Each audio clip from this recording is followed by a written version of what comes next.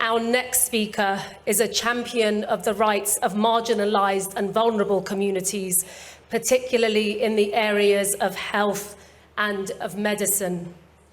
Please welcome the former United Nations Special Rapporteur on the Rights of Health, a very senior lawyer and an acting member of the Global Commission on Drug Policy. Ladies and gentlemen, please welcome Mr. Anand Grover.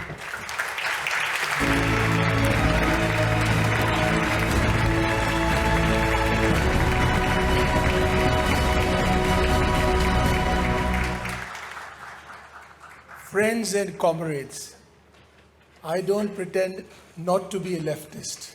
I have an issue with the PR, which I'll talk about later. Today we are meeting here to remember those 30,000 or so Iranian citizens and my comrades executed in 1988 by the Iranian regime, the crime against humanity, to ensure that the struggle is not forgotten, but becomes an impetus for continued struggle and final victory towards a free Iran, Azadi Iran. I want to thank the organizers of this very important meeting of the National Council of Resistance of the Iran movement and call for justice for inviting me to join in their efforts to get justice for those who were executed. I must tell you that I have learned a lot today. And it actually, I get a chill down my spine when I think about the way the Iranian regime executed these people. Being a strong proponent of women's rights in India, I'm glad to note that the leadership of this movement is in the hands of a very capable woman, Ms. Maryam Rajavi.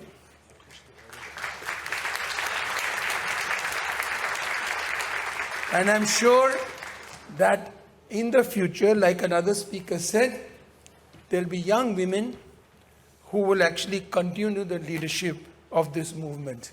I must say that in our office, me and my partner have encouraged women and people of different groups and thinking to join our legal office.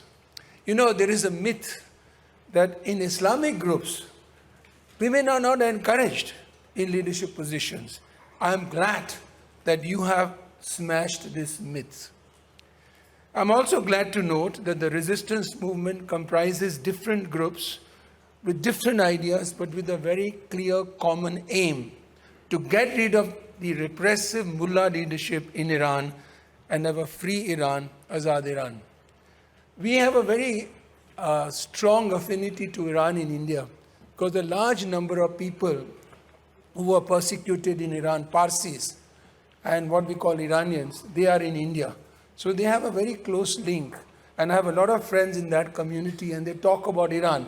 So and of course, the Persian poets are very well regarded in India. But coming back to the issue, for a long time, the regime in Iran did not let the relatives of those executed know of their fate or death or whereabouts. This is despite thousands of demands by the Iranians and the international community. For a long time, there was no admission of the fate of those executed. Later, in various interviews, some of those in power admitted that those people were executed because of the fatwa or decree passed by highest authority to execute those who remained loyal to the Mujahideen. I want to pause here for a moment. You know, for me, this is one of the finest movements for people who believe in something so simple. I will not agree with you and I'm prepared to die. Can you think about this? It's an amazing fate of human effort to be able to do it. Please appreciate the conviction of their beliefs, their bravery and the courage of their conviction. And if you read history, from the Jacobin in France to the Russian Revolution, big people have fallen at this precise moment. But these 30,000 people, they remained steadfast and they were told, are you with us or with the Mujahideen? If you remain with the Mujahideen, you'll be dead. And they stayed loyal to their faith and their conviction. There cannot be a higher duty than that.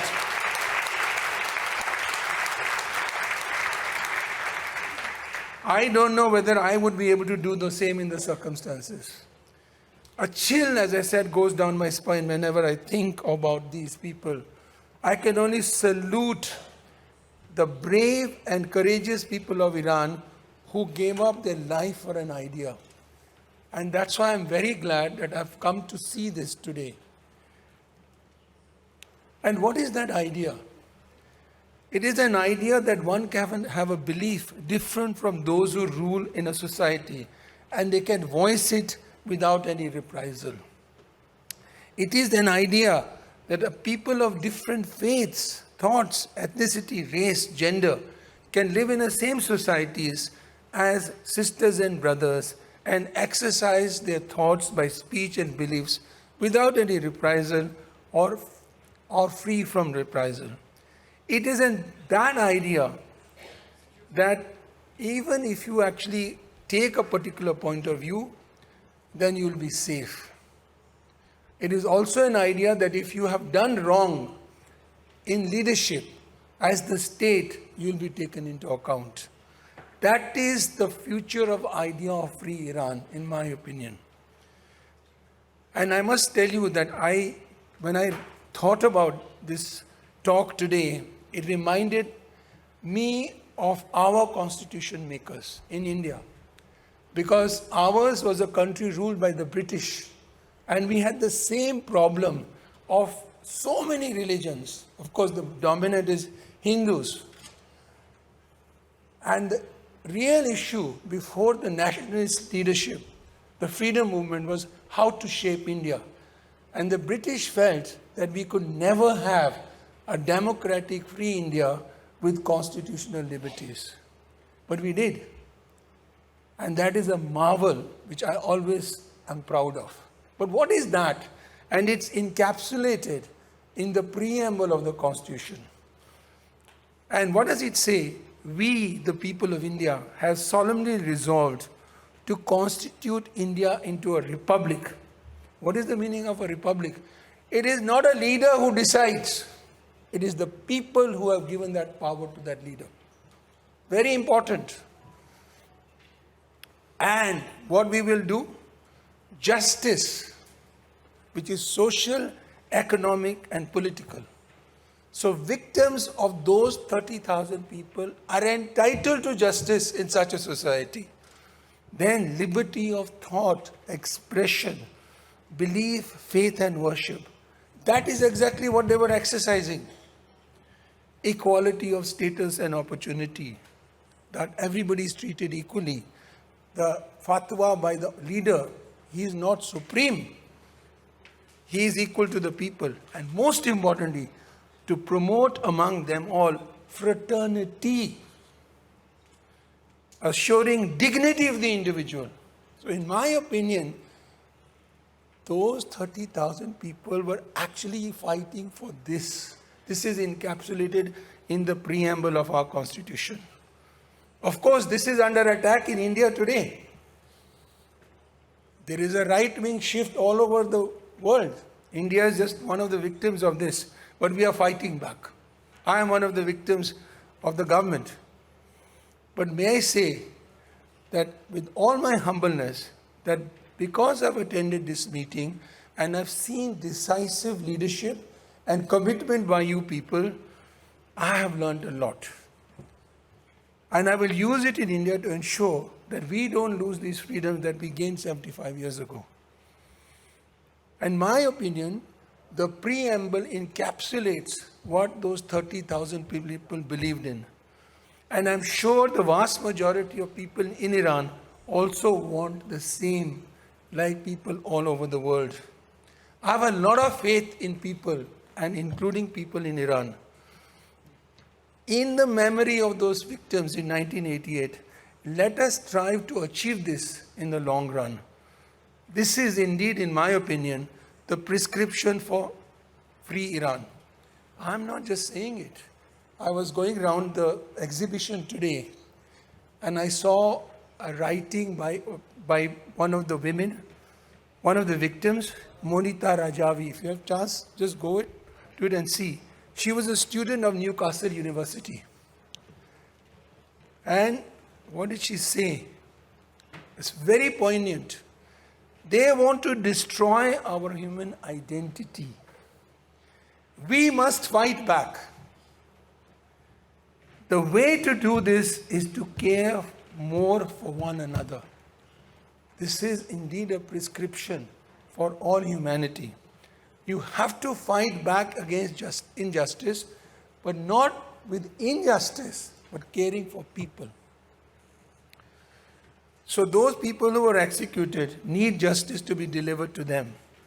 We must keep on demanding from the Iranian government, as people have demanded before us, provide accurate information on the fate and whereabouts of the individuals who are no more, provide accurate death certificates, stop threats and harassment of families of those who were executed, and most importantly, which you all have highlighted, investigate and prosecute those responsible. Impunity. This is the most difficult thing to achieve in Iran today, but it is the most important in the short and the long run. It is here that the international community must put their weight to support efforts to get justice for the victims. But I must tell you, having seen the UN from the inside, I am dismayed but not surprised that the reports of the UN Special Rapporteurs, the Committee on Involuntary Disappearances, United Nations High Commissioner for Human Rights, and the Office of the High Commissioner and the Secretary General of the UN, they were able to pass the UN Generally Assembled Resolution in December 1988. But the situation in Iran was not referred to the Security Council.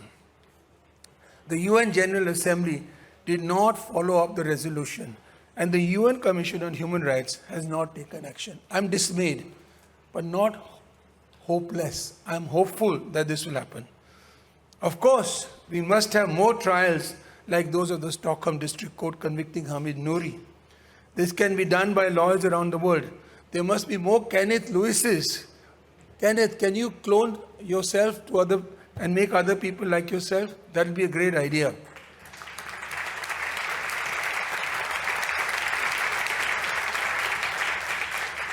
The failure of the international human rights community to act has had a devastating impact on the survivors and the families as well as on the general situation of human rights in Iran, and emboldened the Iranian regime to continue to conceal the fate of victims and maintain a strategy of deflection and denial that continues till date. These need to be tackled urgently. Let us make a plan to do that in the near future, ensure that inquiry into executions of 1988 is conducted by the UN in accordance with the long-standing demand. And if that is not possible, an independent body of judicial members, which is not necessarily the UN. If the UN is dragging its feet, why can't we think of constituting an independent judicial member body which will look into it? That's another way of putting pressure. With bravery and courage of the Iranian people, all this will be achieved. Martin Luther King said, "Injustice anywhere is threat to justice everywhere." So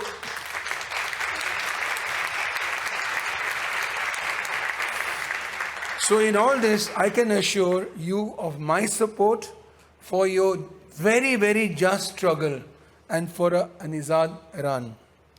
Free Iran or Azad Iran will happen sooner than you think. It will happen in your lifetime. That's how you have to believe, because your struggle is just. As a lawyer, I always tell my clients, if your case is just, you will win. And never lose hope.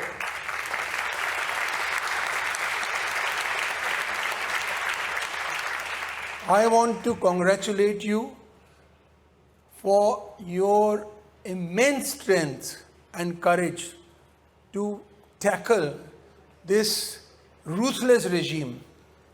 You will replace them, don't you worry. Thank you very much.